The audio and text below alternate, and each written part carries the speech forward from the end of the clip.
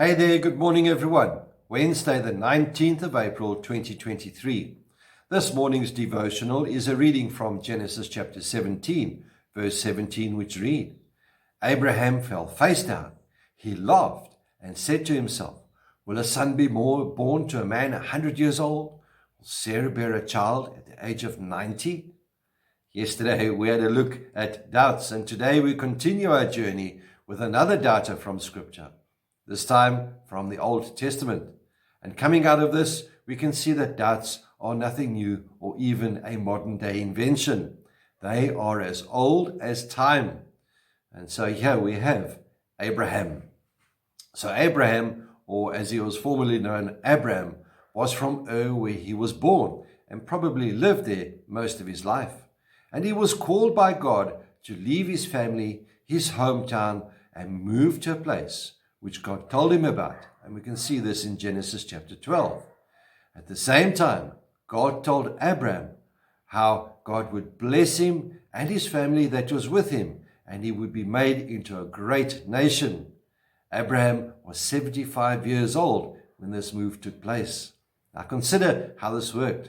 An old man uprooting his family and moving to an unknown location at the explicit command of God. That is trust. Now, after his arrival, Abram then questioned God about his heir, and we can find this in Genesis chapter 15.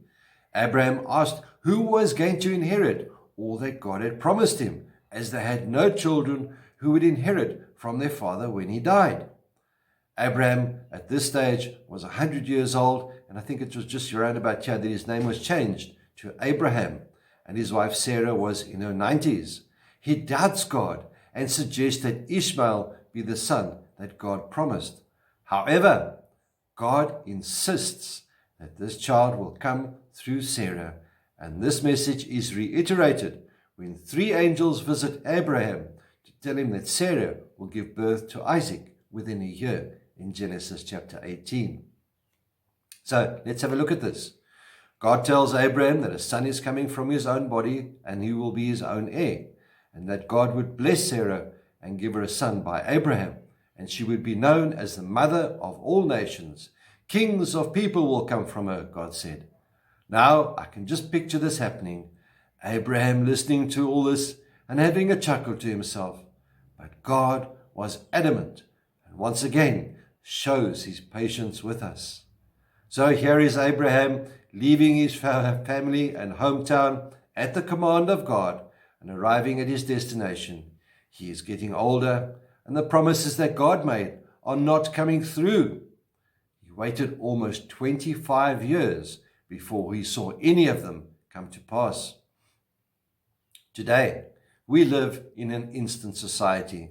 So if the promises do not materialize very quickly, then we forget about them and move on with our life.